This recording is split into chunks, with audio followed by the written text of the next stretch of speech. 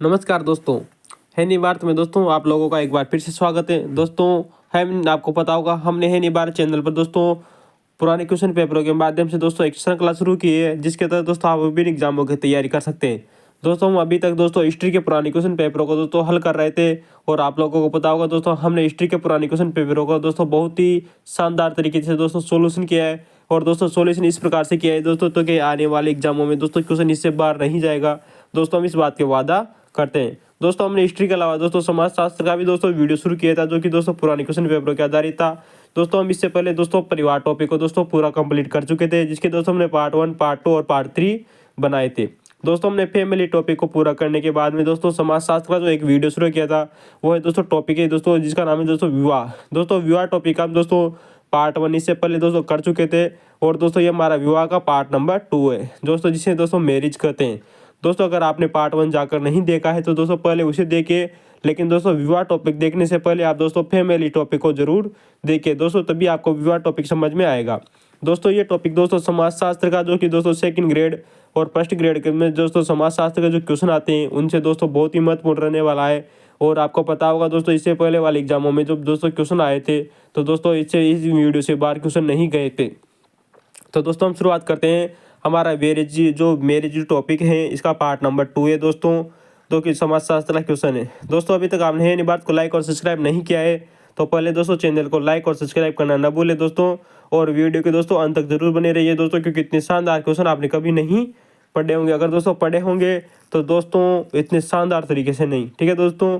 तो दोस्तों हम शुरुआत करने से पहले आप लोगों को बता दें दोस्तों कि अगर आपने अभी तक वीडियो की क्वालिटी नहीं बढ़ाई तो दोस्तों को वीडियो की क्वालिटी बढ़ा लीजिए, ताकि आपको दोस्तों वीडियो अच्छा नज़र आने लगे, ठीक है दोस्तों। तो हम शुरुआत करेंगे दोस्तों। हमारा जो समाजशास्त्र का जो हमारा जो टॉपिक है विवाह, दोस्तों इससे पहले हमने दोस्तों पार्ट 1 कंप्लीट किया था दोस्तों, जिसमें हमने करीबन 15-16 क्वेश्चन कर लिए थे दोस्तों, जो कि आधा घंटा का दोस्तों एक वीडियो था।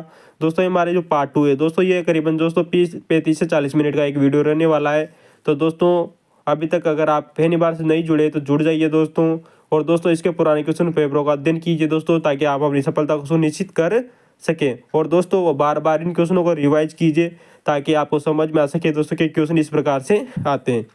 तो दोस्तों शुरुआत करते हैं। दोस्तों जो हम आज का जो विवाह का जो टॉपिक है पार्ट नंबर 2, इसमें दोस्तों हम विवाह के नियम पढ़ेंगे, यानी कि जो विवाह होता है इसके कितने नियम हैं। तो ठीक है दोस्तों, जो विवाह के नियम है दोस्तों, ये 2 नियम होते हैं दोस्तों। कितने नियम है दोस्तों? विवाह के नियम 2 है दोस्तों। एक होता है दोस्तों अंतर्विवाह नियम, एक होता है दोस्तों बहिर्विवाह नियम।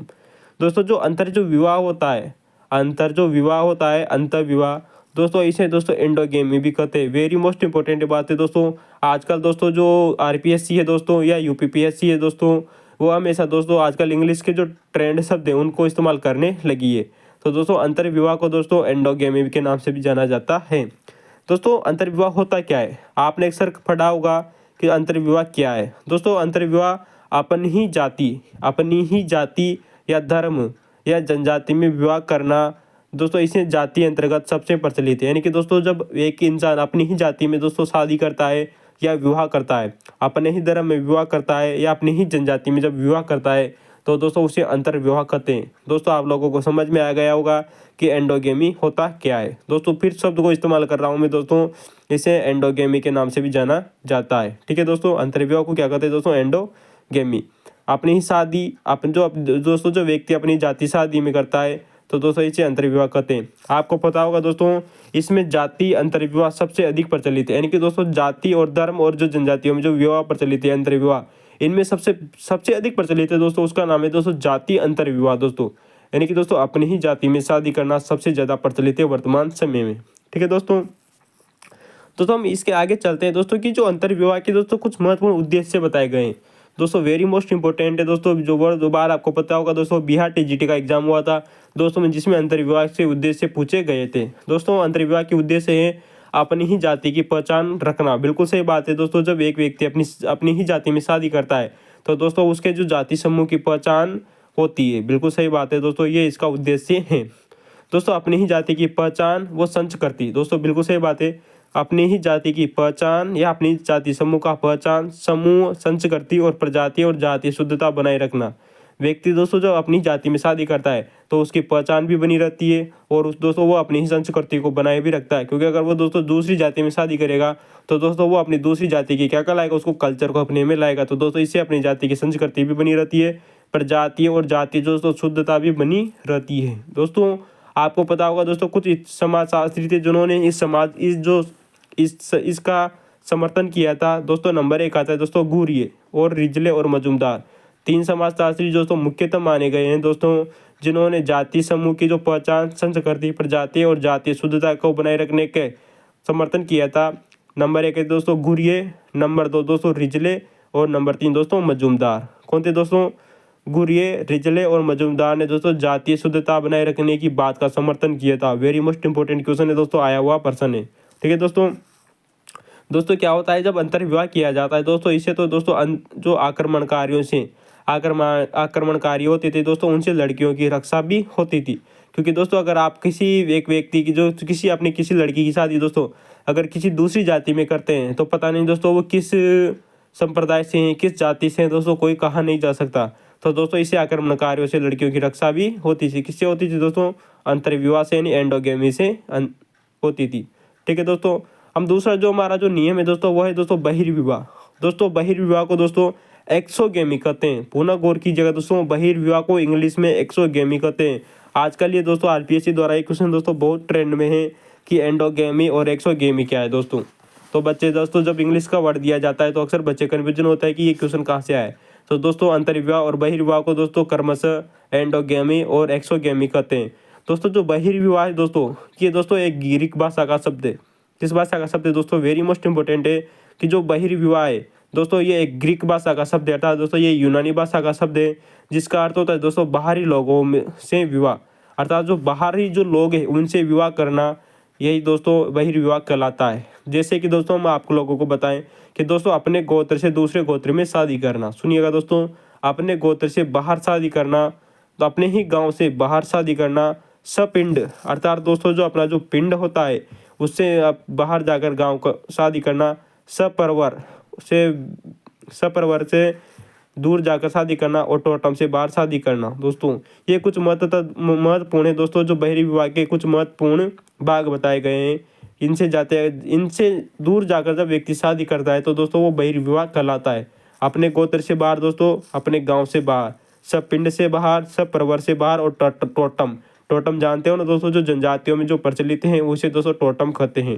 ठीक है दोस्तों हम गोत्र की बात करें तो दोस्तों जो गोत्र है दोस्तों एक बहुत इंपॉर्टेंट फैक्ट है दोस्तों, जहाँ पर आया पुराना क्वेश्चन आया हुआ है कि दोस्तों जो पीएन प्रभु ने गोत्र का अर्थ बताया था दोस्तों। तो गोत्र का जो अर्थ बताया था दोस्तों पीएन प्रभु ने, तो दोस्तों पीएन प्रभु ने गोत्र का अर्थ बताते हुए कहा था कि जो गोत्र है वो गायों को पालने वाले के समूह के लिए है दोस्तों। किसके लिए दोस्तों? कि गायों को जो पालने वाले जो व्यक्ति होते थे या उनका जो समूह होता था उनको गोत्र कहा गया है। किसको कहा गया है दोस्तों? वेरी मोस्ट इंपॉर्टेंट है कि पीएन प्रभु ने गोत्र का अर्थ क्या बताया था? गायों को पालने वाले का जो समूह होता है उसे गोत्र कहा था दोस्तों। किसने दोस्तों? पीएन प्रभु ने।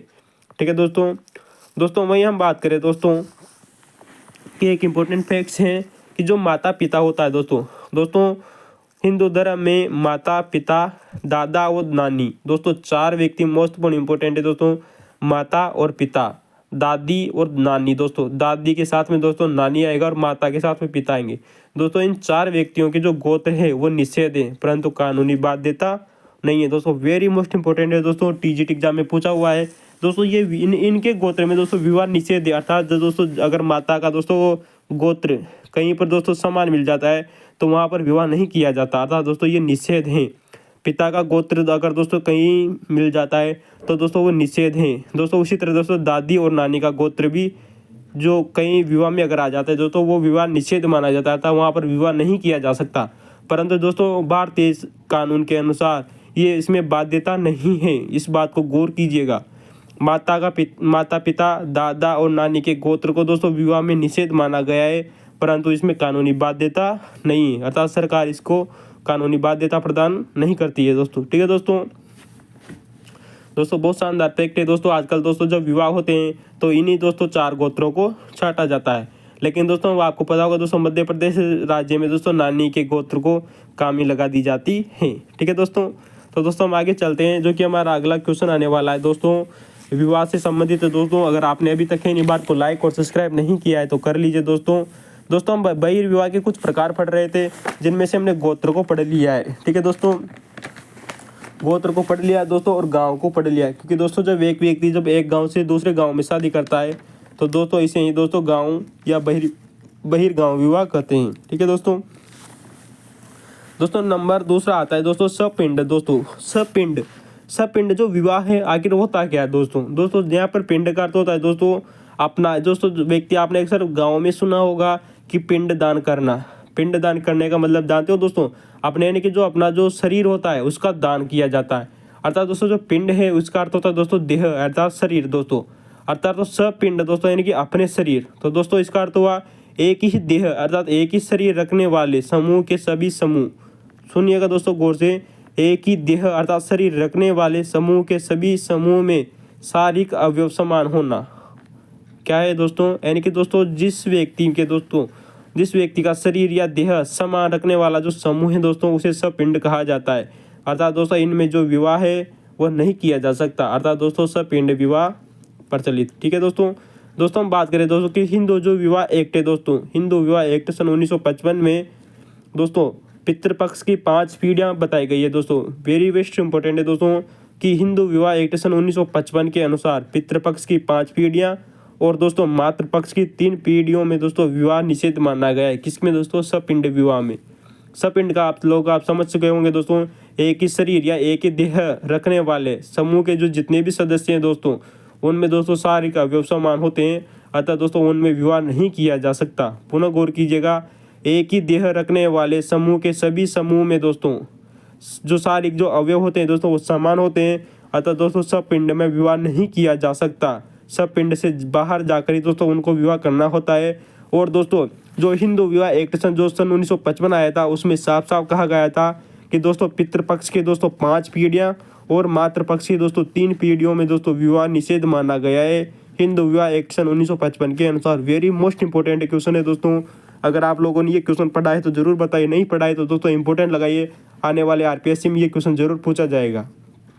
ठीक है दोस्तों, चाहे दोस्तों सेकंड ग्रेड की वैकेंसी हो चाहे दोस्तों फर्स्ट ग्रेड की वैकेंसी हो, चाहे वो दोस्तों भारत किसी भी दोस्तों जिसमें दोस्तों समाजशास्त्र का क्वेश्चन आता है और विवाह टॉपिक और फैमिली टॉपिक जुड़े हुए हैं तो दोस्तों ये क्वेश्चन जरूर आएगा। तो दोस्तों आप सब पिंड को समझ चुके होंगे। पिंड नहीं होता है दोस्तों शरीर, यानी कि समान देह रखने वालों में दोस्तों शादी नहीं हो सकती। हिंदू विवाह एक्ट सन 1955 के अनुसार दोस्तों पितृपक्ष की 5 पीढ़ियां और मातृपक्ष की दोस्तों 3 पीढ़ियों में दोस्तों विवाह निषेध हैं। वेरी मोस्ट इंपॉर्टेंट है दोस्तों। अब आता है दोस्तों अपना सपरवर विवाह। सपरवर का अर्थ होता है दोस्तों, जहाँ पर दोस्तों परवर का अर्थ होता है दोस्तों ऋषि। क्या होता है दोस्तों, परवर का अर्थ होता है दोस्तों ऋषि, यानी सपरवर यानी कि एक ही ऋषि से शिक्षा दीक्षा लेने वाले जो व्यक्ति होते हैं दोस्तों उनमें विवाह निषेध आता है। दोस्तों जब एक ही गुरु से किसी भी विद्यार्थी ने दोस्तों या दो तीन से अधिक जो विद्यार्थी जो अगर शिक्षा ले रहे हैं तो वो आपस में विवाह नहीं कर सकते। दोस्तों समझ में आ गई दोस्तों बात, यानी कि दोस्तों एक ही ऋषि से शिक्षा या दीक्षा लेने वाले व्यक्ति आपस में विवाह नहीं कर सकते, उनमें जो विवाह है वो दोस्तों निषेध है, इसे ही दोस्तों सपरवर कहा जाता है। ठीक है दोस्तों, शब्दों का अर्थ याद कर लो दोस्तों, इनकी परिभाषा अपने आप याद हो जाएगी। परवर का अर्थ होता है दोस्तों ऋषि।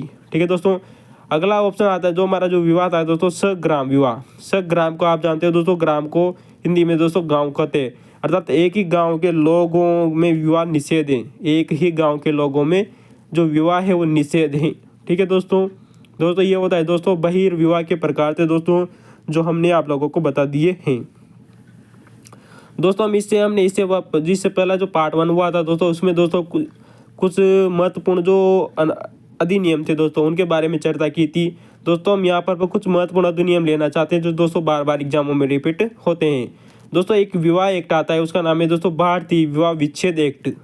दोस्तों आप लोगों को हमने इससे पहले पार्ट 1 में बताया था कि जो मुस्लिम विवाह जो विच्छेद एक्ट है वो कब लाया गया था। अगर आपको पता है तो दोस्तों कमेंट में बताइए, अगर नहीं पता है दोस्तों तो आप दोस्तों पार्ट 1 जाकर जरूर देखिए। दोस्तों यहाँ पर है दोस्तों भारतीय विवाह विच्छेद एक्ट दोस्तों सन 1869 का आता है दोस्तों। कब आता है दोस्तों, 1869 का दोस्तों जो एक्ट आता है दोस्तों 1869 का। ठीक है दोस्तों, भारतीय विवाह विच्छेद एक्ट दोस्तों 1869 का दोस्तों। ठीक है दोस्तों, वहीं हम बात करें दोस्तों कि जो हमारा जो अगला एक्ट आता है दोस्तों हिंदू विधवा पुनर्विवाह दोस्तों, हिंदू विधवा पुनर्विवाह जो एक्ट आता है दोस्तों, ये 1856 का आता है। कब आता है दोस्तों?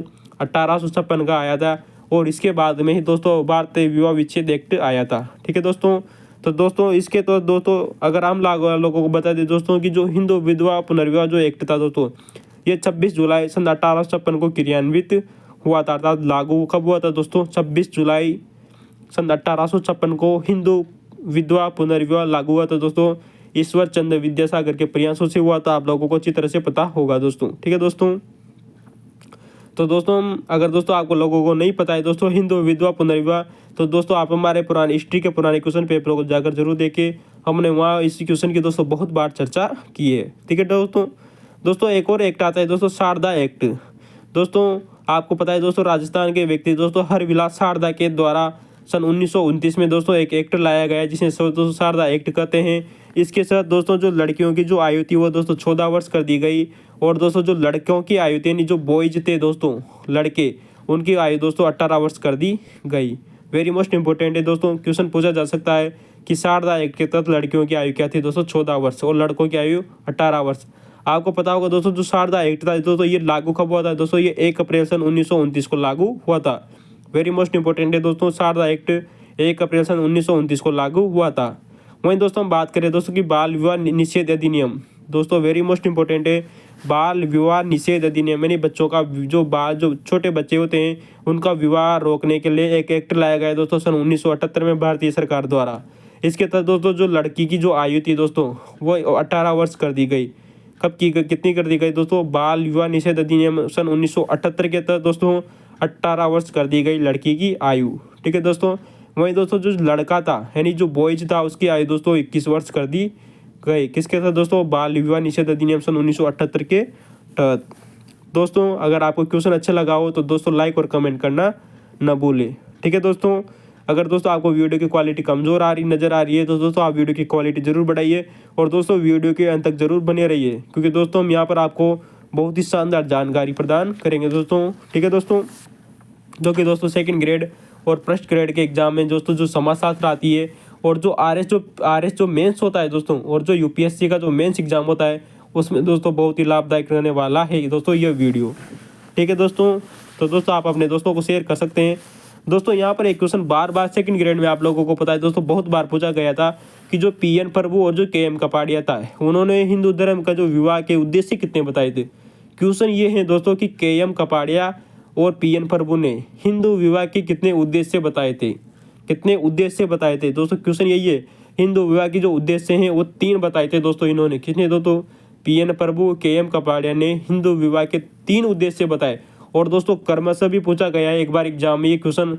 दोस्तों उद्देश्य तो पूछे गए कि 3 उद्देश्य कौन कौन से थे? कितने उद्देश्य बताए दोस्तों? 3, धर्म, प्रजा और रति। लेकिन दोस्तों ये एक बार क्रमशः भी पूछा गया था। इनकी दोस्तों सबसे पहले कौन सा आता है, बाद में कौन सा आता है और दोस्तों उसके बाद में कौन सा आता है? तो दोस्तों नंबर 1 आता है दोस्तों धर्म। दोस्तों हिंदू विवाह का नंबर 1 उद्देश्य है दोस्तों धर्म। नंबर 2 है दोस्तों प्रजा या संतान उत्पत्ति। दोस्तों प्रजा का मतलब आप जानते हो दोस्तों अपना पुत्र यानी संतान उत्पत्ति। नंबर 3 है दोस्तों काम, रति या यौन दोस्तों, यानी कि दोस्तों बच्चे पैदा करना। ठीक है दोस्तों। ठीक है दोस्तों हम अगली बात चलती है दोस्तों कि नंबर 1 आता है दोस्तों, हम यहाँ पर इनको समझ लेते हैं कि ये जो उद्देश्य हैं वो हैं क्या आखिर। दोस्तों नंबर 1 आता है दोस्तों धर्म। धर्म का अर्थ है दोस्तों मोक्ष प्राप्ति या यज्ञ करने व सभी ऋणों से मुक्त। दोस्तों इनमें से दोस्तों मुख्यतः पितृ ऋण चुकाने के लिए विवाह या संतान उत्पत्ति को आवश्यक मानना है। यानी कि दोस्तों ये मानव का धर्म है, यानी कि दोस्तों ये मनुष्य का ये धर्म है दोस्तों कि वो दोस्तों अपनी मोक्ष प्राप्ति के लिए। फिर समझिएगा क्वेश्चन को दोस्तों कि दोस्तों ये मनुष्य का एक उद्देश्य है कि दोस्तों वो मोक्ष प्राप्ति के लिए या फिर दोस्तों यज्ञ करने के लिए वह दोस्तों सभी ऋणों से मुख्यतः दोस्तों पितृ ऋण की चर्चा की गई। दोस्तों यहाँ पर कितने ऋण की दोस्तों? पितृ ऋण को चुकाने के लिए संतान उत्पत्ति की आवश्यकता होती है। अर्थात दोस्तों अगर किसी भी मानव को दोस्तों पितृ ऋण चुकाना है तो दोस्तों उसको एक पुत्र पैदा करना होगा। ठीक है दोस्तों। तो दोस्तों यही व्यक्ति का धर्म है। अगर उसने दोस्तों पितृ ऋण चुकाना है तो दोस्तों उसको अपना विवाह करना होगा और विवाह करने के बाद में दोस्तों उसे संतान उत्पन्न करनी होगी। अतः दोस्तों ये मनुष्य का एक धर्म बताया गया है कि वो उसका धर्म है। नंबर 1 क्या है दोस्तों? ये धर्म है कि वो व्यक्ति अपने मोक्ष प्राप्ति करने और यज्ञ करने के लिए तथा सभी ऋणों में मुख्यतः दोस्तों पितृ ऋण को चुकाने के लिए विवाह एवं संतान उत्पत्ति को आवश्यक माना है। ठीक है दोस्तों। आप लोगों को पता होगा दोस्तों, हमने पार्ट 1 में दोस्तों पहले भी बता दिया है कि जो KM कपाड़िया थे, उन्होंने हिंदू विवाह को एक धार्मिक संस्कार माना है। क्या माना है दोस्तों? हिंदू विवाह को दोस्तों एक संस्कार माना है। किसने माना है दोस्तों? KM कपाड़िया ने।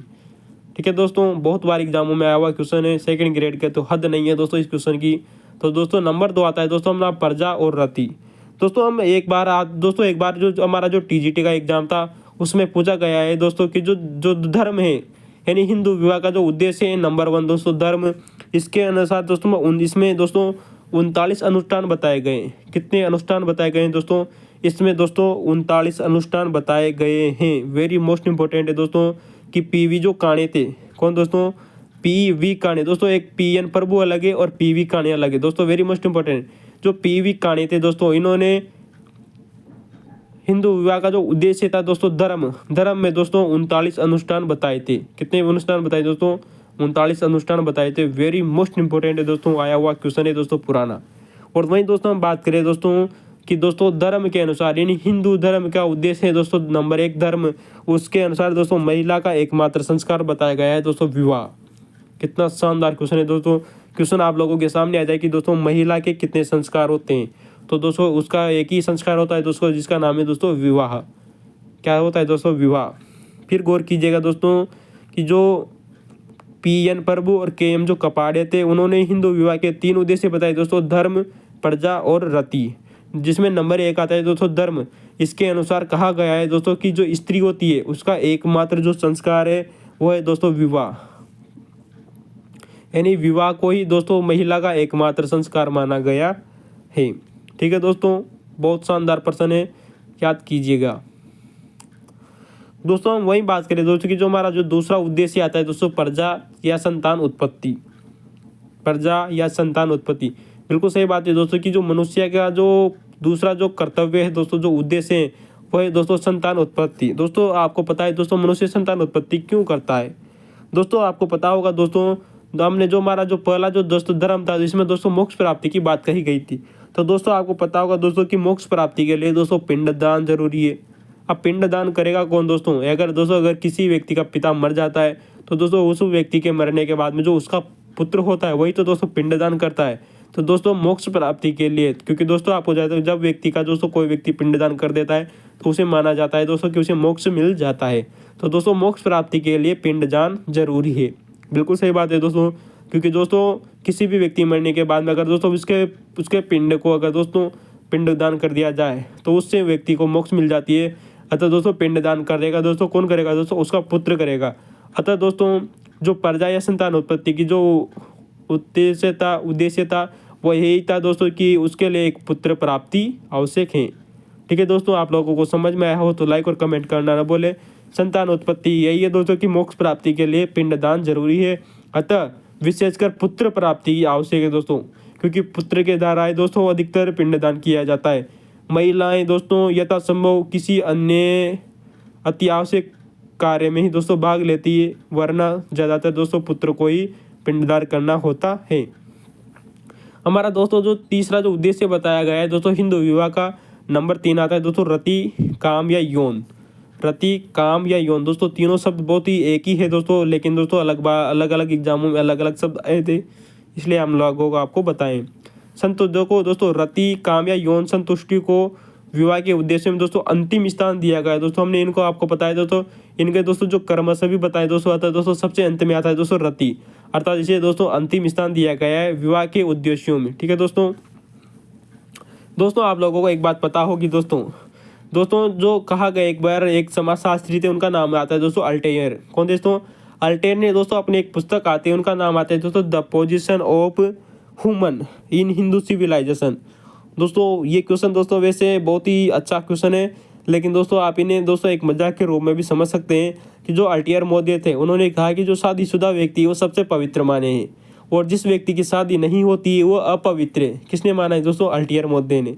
आप गौर कीजिएगा दोस्तों, अल्टेयर मोदी ने कहा कि जिस व्यक्ति ने शादी करी वो पवित्र हो गया, और जिस व्यक्ति ने शादी नहीं की वो अपवित्र हो गया। उन्होंने अपनी पुस्तक the position of human in Hindu civilization में माना है कि इस पुस्तक में अनुसार माना कि दोस्तों जो वेदों में अविवाहित को दोस्तों वेदों में अविवाहित को अपवित्र माना है। वेरी मोस्ट इंपॉर्टेंट है, किस पुस्तक में कहा उन्होंने ऐसा? अपनी पुस्तक the position of human Hindu civilization में कहा अल्टीयर मोदी ने कि इस पुस्तक के अनुसार वेदों में अविवाहित को दोस्तों अपवित्र माना गया है। अर्थात दोस्तों जिस व्यक्ति की शादी नहीं हुई है वो वेदों के अनुसार अपवित्र है। ठीक है दोस्तों, किसने कहा था? अल्टीयर मोदी ने कहा था। दोस्तों अगर हम इस क्वेश्चन को दोस्तों एक नहीं दोस्तों 2 बार आप लोगों के सामने बोलकर बताते हैं ताकि आपको बार बार सुनने से क्वेश्चन याद हो जाए, ताकि आपका दोस्तों सब जो आने वाला जो एग्जाम है उसमें एक क्वेश्चन आपको सेम टू सेम मिले और दोस्तों आप अपनी सफलता को दोस्तों हासिल कर सकें। ठीक है दोस्तों, तो हम अगले क्वेश्चन की शुरुआत करते हैं। हमारा जो अगला क्वेश्चन आता है दोस्तों विवाह या मैरिज का दोस्तों जो पार्ट नंबर 2 है, इसका अगला क्वेश्चन है कि दोस्तों जो हिंदू धर्म है कौन दोस्तों कि हिंदू धर्म में विवाह के कितने स्वरूप प्रचलित हैं। यानी कि दोस्तों आप लोगों को पता होगा कि जो हमारा जो हिंदू विवाह है दोस्तों कौन सा दोस्तों आप लोगों को पता होगा जो हिंदू धर्म है, हिंदू धर्म में दोस्तों विवाह के कितने स्वरूप प्रचलित है। अगर आपको पता है दोस्तों तो कमेंट में जरूर बताइए, नहीं पता है तो दोस्तों हम आप लोगों को बता दें कि हिंदू धर्म में विवाह के दोस्तों 8 स्वरूप प्रचलित हैं। कितने स्वरूप प्रचलित है दोस्तों? 8 स्वरूप। जबकि दोस्तों नियम कितने थे दोस्तों? नियम 2 थे। नियम कितने थे दोस्तों? 2। वहीं दोस्तों हम बात करें दोस्तों कि दोस्तों जो हिंदू धर्म में जो विवाह है वो 8 है। कितने प्रचलित हैं दोस्तों? 8 विवाह प्रचलित है। दोस्तों 4 विवाह जो है उनको दोस्तों श्रेष्ठ विवाह कहा गया है और दोस्तों जो 4 जो दूसरे जो निम्न श्रेणी के विवाह माने गए। तो दोस्तों इनको 2 भागों में बांटा गया, श्रेष्ठ विवाह और दोस्तों निम्न विवाह। दोस्तों जो श्रेष्ठ विवाह है दोस्तों उनमें से नंबर 1 आता है दोस्तों सबसे दोस्तों क्रमशः देखिएगा इनको दोस्तों ब्रह्म विवाह सबसे श्रेष्ठ माना गया है। उसके बाद में आता है दोस्तों देव विवाह और नंबर 3 आता है दोस्तों आर्ष, अर्थात दोस्तों आर्ष का अर्थ होता है दोस्तों ऋषि विवाह। दोस्तों इसे आर्ष या समझ लीजिए या ऋषि विवाह भी समझ लीजिए। नंबर 3 आता है दोस्तों प्रजापत्य विवाह। कौन सा दोस्तों? दोस्तों ये क्रमशः याद रखने की कोशिश कीजिएगा। इनमें सबसे पहले आता है दोस्तों ब्रह्म विवाह, नंबर 2 आता है दोस्तों देव विवाह, नंबर 3 आता है दोस्तों आर्ष विवाह और नंबर 4 आता है दोस्तों प्रजापत्य विवाह। जिसके बाद में दोस्तों 5वां नंबर आता है दोस्तों गंधर्व विवाह का, सॉरी दोस्तों 5वां नंबर दोस्तों गंधर्व विवाह नहीं होगा दोस्तों, असुर विवाह होगा। क्या होगा दोस्तों? असुर विवाह। असुर विवाह के बाद में आता है दोस्तों गंधर्व विवाह। ठीक है दोस्तों, असुर विवाह जिसके बाद में आता है दोस्तों गंधर्व विवाह और गंधर्व विवाह के बाद में आता है दोस्तों राक्षस विवाह। फिर गौर कीजिए दोस्तों, असुर, गंधर्व और राक्षस। और दोस्तों राक्षस विवाह के बाद में जो अंतिम जो स्थान दिया गया है दोस्तों विवाह में वो है दोस्तों पिशाच विवाह को। किसको दोस्तों? पिशाच। पिशाच का मतलब जानते हो ना दोस्तों आप, भूत वगैरह ये सब उन्हीं से लिए गए हैं दोस्तों, पिशाच। तो दोस्तों असुर विवाह, गंधर्व विवाह, राक्षस विवाह और पिशाच विवाह दोस्तों इनको निम्न श्रेणी का माना गया है दोस्तों और क्रमशः याद रखने की कोशिश कीजिएगा।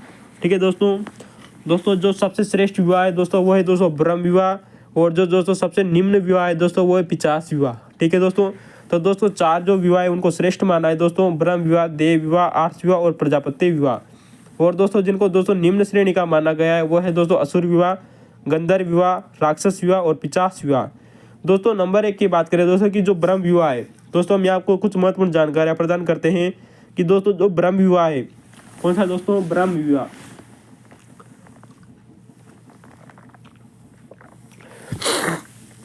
दोस्तों जो ब्रह्म विवाह है दोस्तों इसको सबसे सर्वश्रेष्ठ विवाह माना गया है। दोस्तों यहाँ पर है दोस्तों आपको एक एक बात लाइन से याद रखने की जरूरत है कि दोस्तों जो ब्रह्म विवाह होता है, ब्रह्म विवाह में दोस्तों जो लड़की का पिता होता है, अर्थात जो दोस्तों जो वधू का जो पिता होता है यानी जो लड़की होती है, लड़की का जो पिता होता है वो दोस्तों योग्य वेदों के ज्ञाता, ये दोस्तों वेदों के ज्ञाता। आप जानते हो ना दोस्तों भारतीय इतिहास में दोस्तों वेद कितने हैं दोस्तों? 4। ऋग्वेद, यजुर्वेद, सामवेद, अर्थवेद के ज्ञाता को वर के साथ दोस्तों धार्मिक विधि से, फिर गौर कीजिएगा दोस्तों, वेदों के ज्ञाता को धार्मिक विधि से कन्यादान करता है। कौन करता है दोस्तों? लड़की का पिता। कौन करता है दोस्तों? लड़की का जो पिता होता है वो जिस लड़के से शादी करेगा दोस्तों वो वेदों का ज्ञाता होना चाहिए और दोस्तों इसमें धार्मिक विधि से कन्यादान किया जाता है। दोस्तों जब लड़की का पिता उस लड़के से शादी कर देगा जो कि दोस्तों वेदों का ज्ञाता हो, तो दोस्तों जब उनके दोस्तों शादी हो जाती है और शादी होने के बाद में जो पुत्र होता है दोस्तों माना जाता है दोस्तों वह पुत्र दोस्तों वो 21 पीढ़ियों को पवित्र करने वाला बताया गया है दोस्तों। कितनी पीढ़ियों को दोस्तों?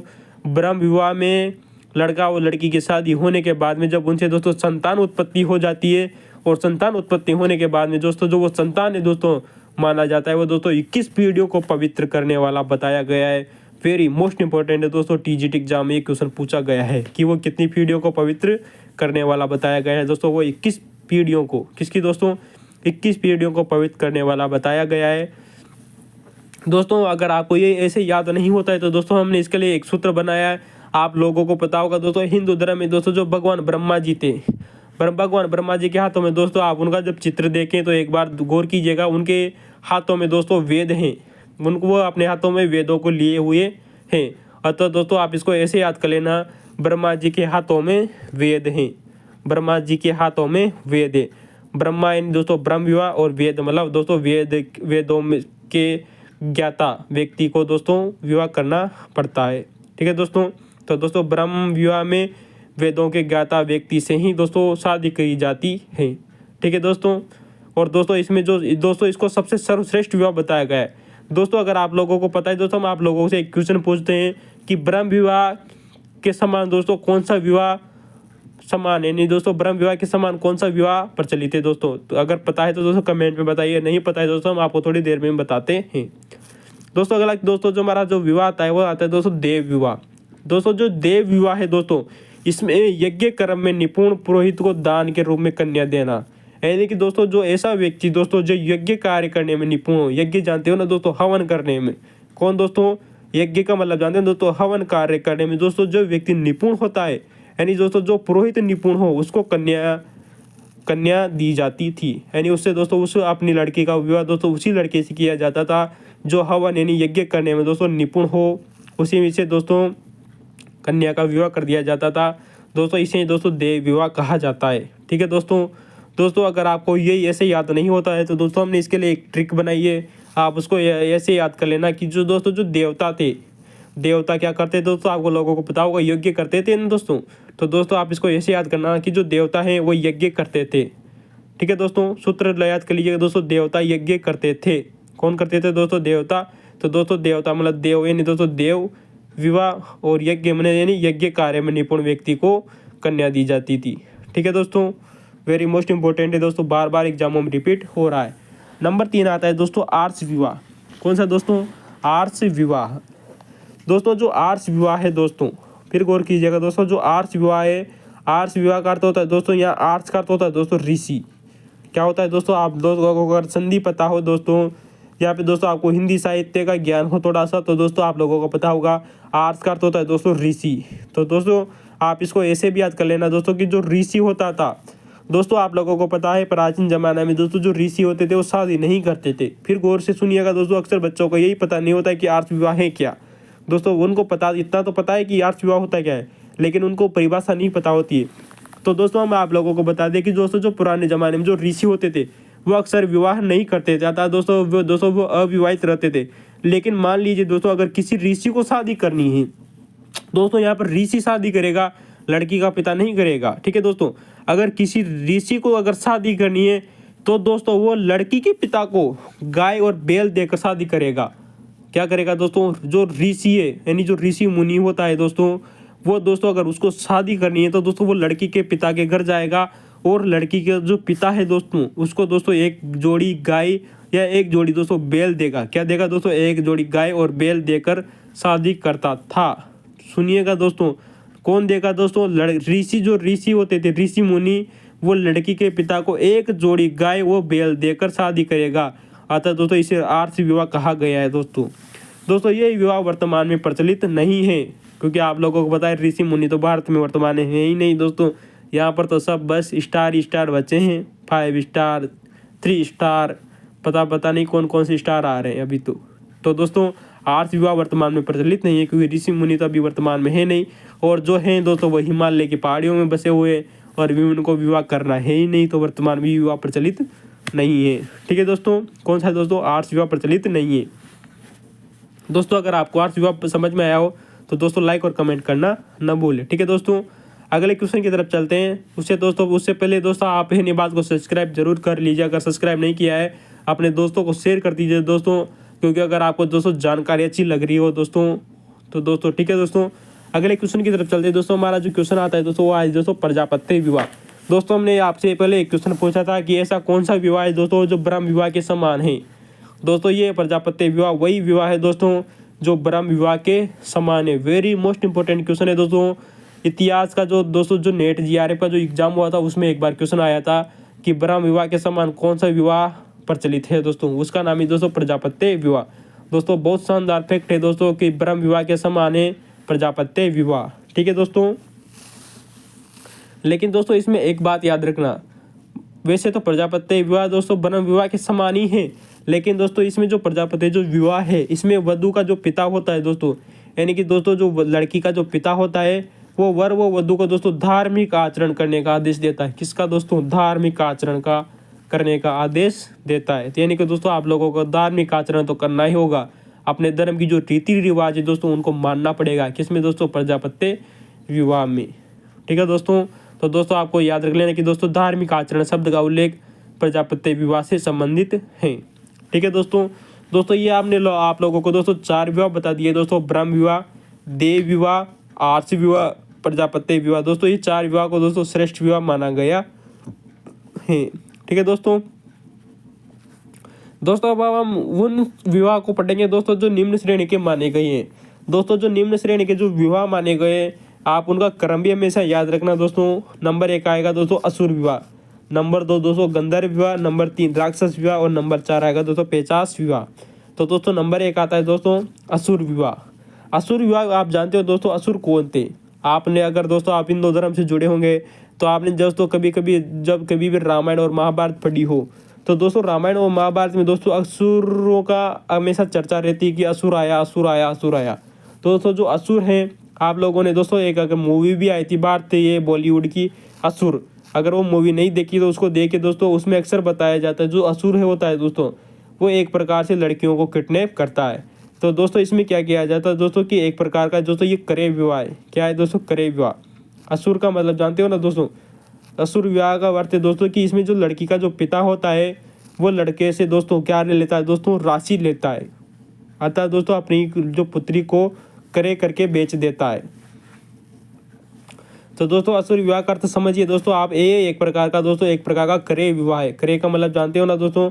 वर द्वारा वधु के पिता को कन्या का मूल्य चुकाकर विवाह करना, इसे असुर विवाह कहा गया है। और दोस्तों आप लोगों को पता है वर्तमान में ये दोस्तों ये विवाह बहुत ही प्रचलित हैं। कौन सा दोस्तों? असुर विवाह। क्योंकि दोस्तों जैसे ही लिंगानुपात घट रहा है दोस्तों, अगर लिंगानुपात घट रहा है तो दोस्तों जो लड़के होते हैं, लड़का पक्ष का जो व्यक्ति होता है वो कन्या को पिता को दोस्तों धनराशि दे देता है और उस लड़की से शादी करवा लेता है अपने पुत्र की।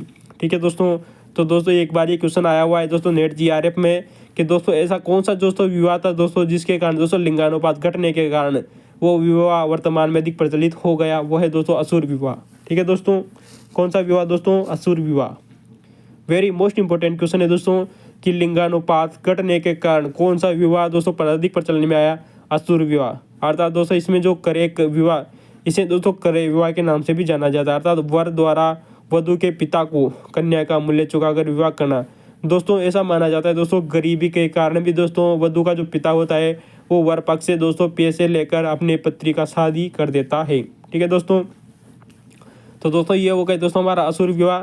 नंबर दूसरा आता है दोस्तों जो हमारा 6वां नंबर का दोस्तों जो विवाह है वो है दोस्तों गंधर्व विवाह।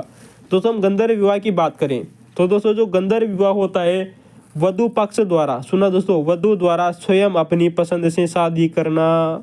दोस्तों वर्तमान में दोस्तों सबसे अधिक प्रचलित विवाह यही है दोस्तों गंधर्व विवाह। आप लोगों को पता है ना दोस्तों, अपनी मन पसंद से शादी करने वाला लड़का लड़की गधेड़ा कहलावे। दोस्तों गाँवों में तो अक्सर एक बात कही जाती है कि जो लड़का लड़की अपनी इस मनपसंद से शादी करता है अरे गधे हैं गधे। तो दोस्तों आप इसको ऐसे भी याद कर लेना कि गंधर्व विवाह वही है दोस्तों। इसे दोस्तों स्वयंवर के नाम से भी जाना जाता है। दोस्तों वेरी मोस्ट इंपॉर्टेंट है कि दोस्तों कि जब वधु द्वारा स्वयं अपनी पसंद से वर का चयन किया जाता है, अतः दोस्तों इसे गंधर्व विवाह को स्वयंवर के नाम से भी जाना जाता है। दोस्तों इसे प्रेम विवाह भी कहा जाता है। वेरी मोस्ट इंपॉर्टेंट दोस्तों, प्रेम विवाह कर दीजिए दोस्तों या स्वयं का वर का चयन करने वाला कर दीजिए। स्वयंवर गंधर्व विवाह एक ही है दोस्तों। ठीक है दोस्तों, और वर्तमान में दोस्तों काफ़ी प्रचलित हैं। जैसे कि दोस्तों शहरों की हम बात करें ठीक है दोस्तों। नंबर 7 आता है दोस्तों राक्षस विवाह। क्या नाम से दोस्तों? राक्षस विवाह। दोस्तों जो राक्षस विवाह होता है, आपको पता होगा दोस्तों, आपने अगर कभी कभी रामायण और महाभारत देखे होगे तो दोस्तों जो राक्षस होते थे वो महिलाओं को उठा उठा कर लेकर चले जाते थे, यानी वो दोस्तों उनका अपहरण कर लेते, छल कपट से महिलाओं का हरण कर लेते थे। युद्ध करने के बाद में उनमें जो कन्याएं होती थी उनको उठा कर लेकर चले जाते थे। अतः दोस्तों जो राक्षस विवाह है दोस्तों, इसे छल कपट या अपहरण या युद्ध द्वारा कन्या से विवाह करना। दोस्तों युद्ध द्वारा कन्या से विवाह करना। दोस्तों इस विवाह को दोस्तों एक और अन्य नाम दिया जाता है दोस्तों, इसे अपहरण विवाह, क्या इसे दोस्तों छात्र, कौन सा दोस्तों? छात्र विवाह के नाम से भी जाना जाता है। वेरी मोस्ट इंपॉर्टेंट है दोस्तों, एक बार एग्जाम आया हुआ क्वेश्चन है कि राक्षस जो विवाह है इसका एक अन्य नाम मिलता है दोस्तों छात्र विवाह। और बच्चे कंफ्यूजन हो गए थे कि ये कौन सा विवाह आ गया दोस्तों एग्जाम में। दोस्तों राक्षस विवाह का ही अन्य नाम है दोस्तों छात्र विवाह, और इसे अपहरण विवाह कहते हैं, ये तो आप लोगों को पता ही होगा। तो दोस्तों इंपॉर्टेंट है दोस्तों, छात्र विवाह क्या है दोस्तों? राक्षस विवाह को छात्र विवाह कहते हैं। इसमें छल कपट द्वारा, अपहरण द्वारा, युद्ध द्वारा कन्या से विवाह करना राक्षस विवाह कहलाता है। ठीक है दोस्तों। तो दोस्तों हमारा जो अंतिम जो विवाह बचता है वो है दोस्तों पेचास विवाह। कौन सा दोस्तों? पेचास विवाह। दोस्तों 50 जानते हो ना दोस्तों, 50 विवाह, इसे 50 विवाह भी माना जाता है दोस्तों। ये सबसे निम्न श्रेणी का विवाह है, अर्थात दोस्तों इसे निकृष्ट विवाह भी कहा गया है दोस्तों। कौन सा दोस्तों? सबसे निकृष्ट विवाह दोस्तों यही है दोस्तों 50 विवाह। दोस्तों इसे दोस्तों सबसे निकृष्ट विवाह क्यों कहा गया है दोस्तों, आप लोगों को हम बता दें दोस्तों, जो 50 विवाह है दोस्तों इसे सबसे निम्न श्रेणी का माना गया है। लेकिन इसको मानने का कारण यह है दोस्तों कि अगर इसकी परिभाषा देखें तो दोस्तों जब कोई महिला अपने शयन कक्ष में सो रही हो और किसी पुरुष द्वारा उसे दोस्तों जबरदस्ती अगर दोस्तों यौन संबंध बनाए जाते हैं तो दोस्तों उसे 50 विवाह कहा जाता है। अर्थात दोस्तों महिला से पुरुष के द्वारा बलपूर्वक अगर दोस्तों यौन संबंध स्थापित किया जाता है तो दोस्तों ये 50 विवाह कहलाता है। ठीक है दोस्तों।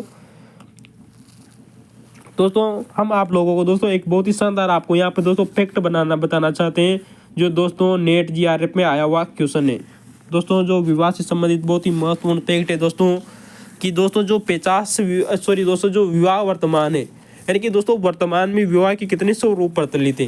दोस्तों एग्जाम में क्वेश्चन आया था कि दोस्तों जो DM मजूमदार थे, कौन दोस्तों? DM मजूमदार। क्वेश्चन को गौर से पढ़िएगा दोस्तों, यहाँ पर हर शब्द इंपॉर्टेंट बताया जाएगा। दोस्तों जो DM मजूमदार थे, DM मजूमदार ने दोस्तों वर्तमान समय में, यानी वर्तमान का मतलब समझ रहे हैं दोस्तों, कि जो वर्तमान में कौन से विवाह प्रचलित हैं, किसने बताया दोस्तों? DM मजूमदार ने कहा कि वर्तमान में दोस्तों विवाह के 2 ही स्वरूप प्रचलित हैं। अब अगर आप लोगों को पता है तो दोस्तों कमेंट में जरूर बताएं कि वो कौन से स्वरूप, जो विवाह की जो स्वरूप है वर्तमान में प्रचलित है।